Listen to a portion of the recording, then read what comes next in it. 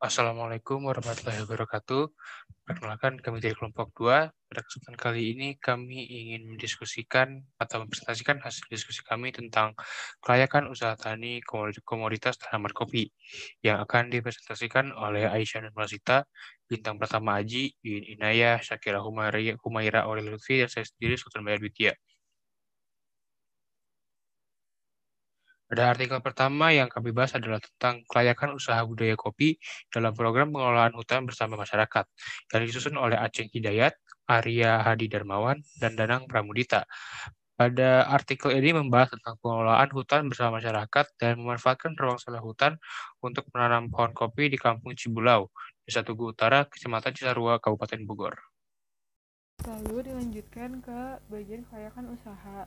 Dalam artikel ini, kelayakan usaha dinilai berdasarkan finansial dan ekonomi yang dilihat dari 3 aspek, yaitu yang pertama net present value atau NPV, lalu yang kedua ada internal rate of return atau IRR, dan juga ada net benefit and cost ratio atau net per BC.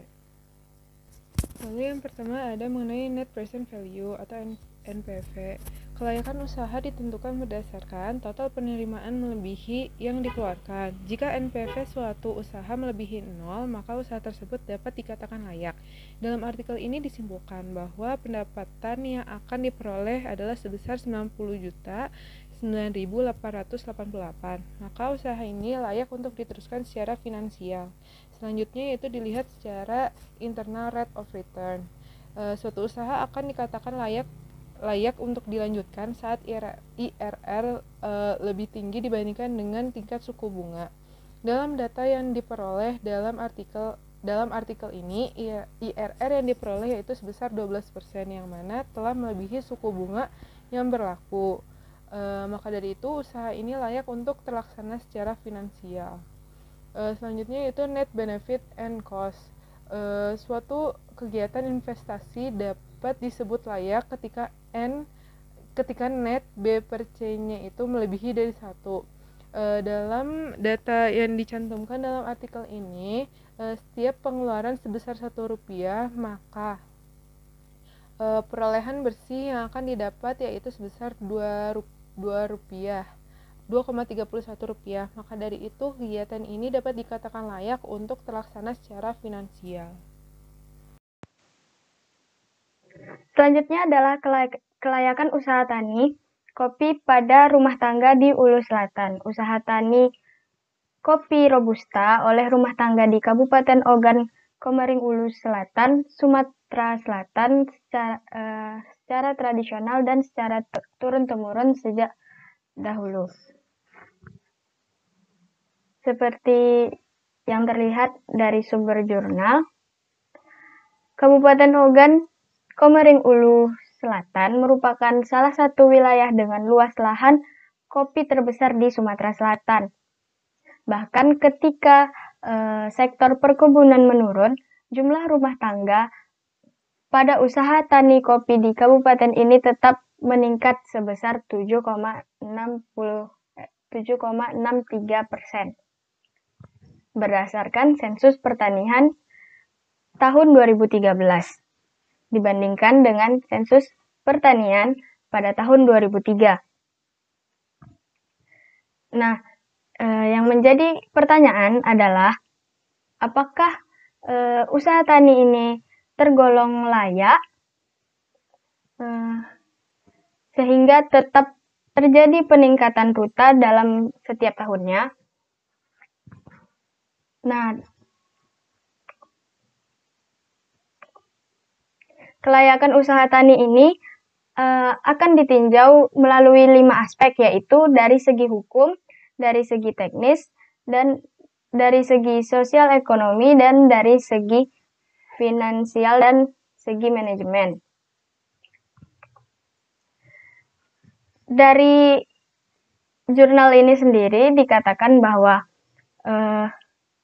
usaha tani ini dibilang layak jika dilihat dari aspek hukum, aspek sosial ekonomi, dan aspek finansial. Tetapi para petani masih lemah dalam teknis dan manajemennya yang akan dijelaskan oleh teman saya.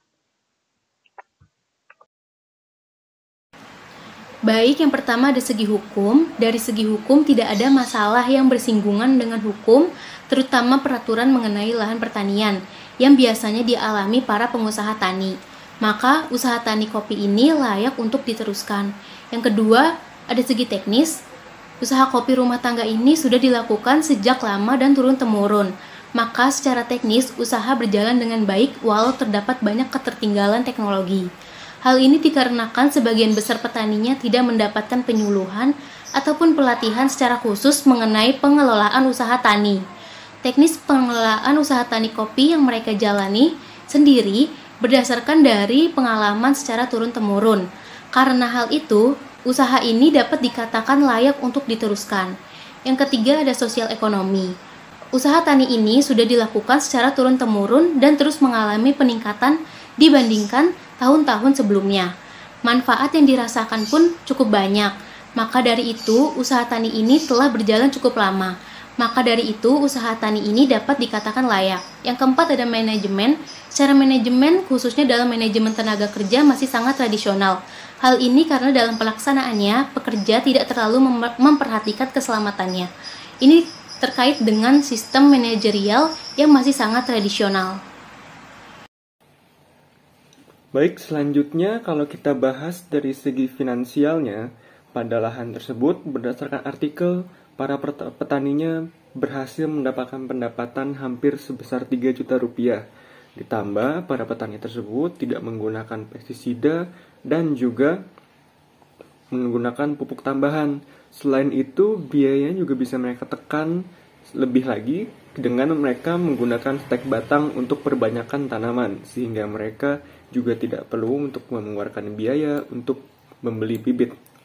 Selanjutnya, jika diambil dari indikator R/C, jika R/C-nya lebih dari 1, itu dikatakan bahwa suatu usaha itu layak dan masih bisa dilanjutkan. Nah, si usaha yang dibahas pada artikel tersebut telah mendapatkan poin 1,6 sehingga layak untuk dilanjutkan hingga 5 hingga 7 tahun ke depan, namun diprediksi akan mengalami penurunan pada tahun ke-8.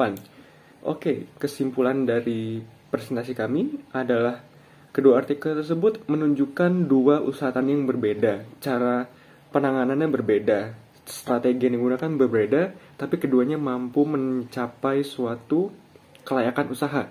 Sehingga kalau dilihat dari segi finansial dan ekonominya dapat memberikan keuntungan bagi para petaninya. Nah, meskipun perbedaan tersebut bisa didapatkan keuntungan dengan cara-cara yang tepat dan bisa maksimalkan profit yang didapat. Oke, baiklah, sekian dari kelompok kami. Terima kasih telah menyimak, kami undur diri.